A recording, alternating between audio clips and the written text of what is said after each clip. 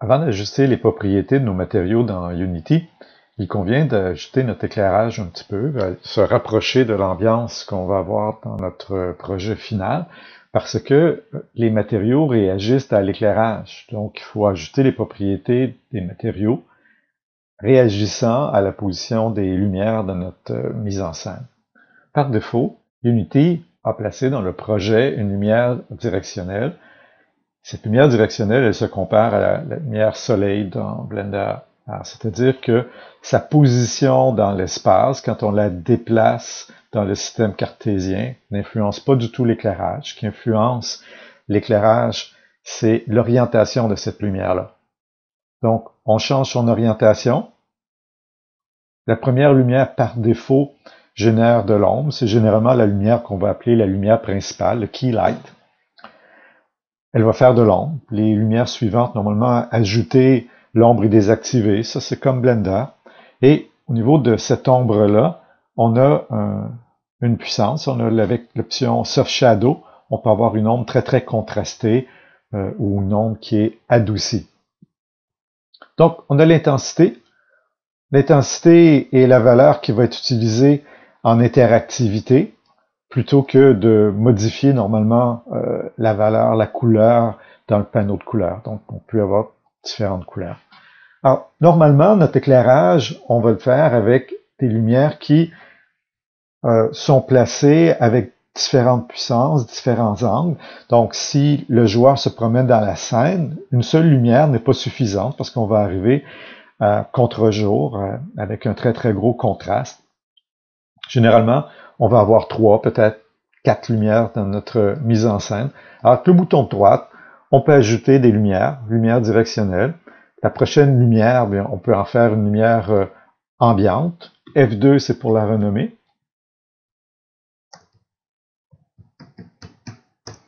Alors, la lumière ambiante devrait avoir une orientation qui est différente de la lumière principale. Et une puissance aussi qui est différente. Alors, généralement, l'intensité est bien moindre dans des lumières ambiantes. Et on n'en garde qu'une seule qui va faire de l'ombre. Donc, on place comme ça 3-4 lumières, on fait le tour de notre objet pour s'assurer qu'il est en valeur. Une fois qu'on a fait un éclairage, on peut en faire un prefab, c'est-à-dire que ces lumières-là, on peut ajouter un empty. J'en ai que 2 pour l'instant. Je vais l'appeler éclairage. J'ai l'habitude de double-cliquer dans Unity comme je le fais dans Blender, mais ici, il faut appuyer sur F2 au clavier pour renommer. J'utilise jamais de caractères spéciaux, donc je mets pas d'accent.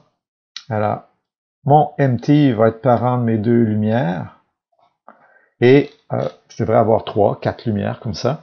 Et donc, je vais pouvoir par la suite jouer avec l'orientation globale de ces lumières-là pour faire mon éclairage. Et je peux en faire aussi un prefab. Je vais jeter mon éclairage. J'en ai un autre ici qui est prêt, qui est un prefab constitué de davantage de lumière. J'ai pris plus mon temps pour les placer. Et tant que c'est bleu, on a un lien avec le prefab. Si je ne veux pas modifier mon prefab de départ, bouton de droite, je vais faire Unpack Prefab. Donc maintenant, tous les changements que je vais faire dans mon éclairage qui est dans cette scène-ci ne modifiera pas le prefab de départ. Donc ça dépend qu'est-ce que vous voulez faire.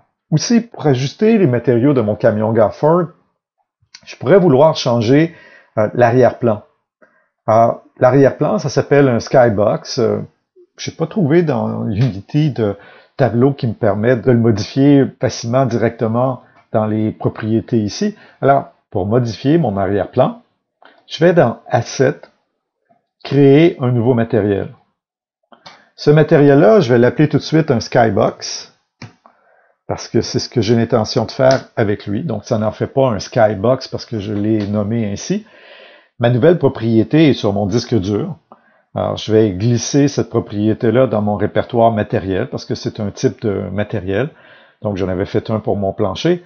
Un plancher, c'est important d'en faire un si on veut voir une ombre, pour pouvoir ajuster notre ombre avec notre éclairage. Et Et lorsque je sélectionne mon matériel sur mon disque dur ici, sa propriété est ouverte dans l'inspecteur. Alors, moi, je l'ai renommé Skybox, mais c'est pas un Skybox encore. Je dois changer ici dans l'onglet du shader, le type de shader.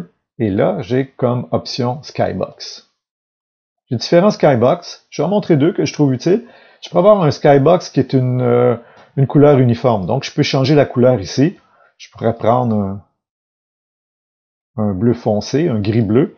Et si je prends mon matériel ici et je le glisse dans le fond de l'image, c'est maintenant le Skybox qui est utilisé. Alors, je peux changer rapidement ma couleur. J'ai maintenant la possibilité, en sélectionnant le matériel ici, de modifier rapidement l'arrière-plan. Un autre type de Skybox, c'est celui que j'avais auparavant, donc Skybox.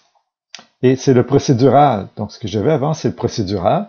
Et lui aussi, je peux changer des valeurs, c'est-à-dire l'exposure. Donc, l'exposition, si je le mets plus foncé, je vais mieux voir l'éclairage qui est sur mon camion. Je vais faire sortir davantage mon camion. Je peux changer mon atmosphère, avoir l'air un peu de l'aurore du matin. Et le type de soleil. Donc, est-ce que je vais avoir vraiment un contour flou, un contour qui est tranchant, pas de soleil du tout, quelque chose qui ressemble à une lune. Et pour finir, la lumière principale, qui est une lumière directionnelle, qui contrôle l'ombre, se trouve aussi à contrôler la position du soleil dans le Skybox.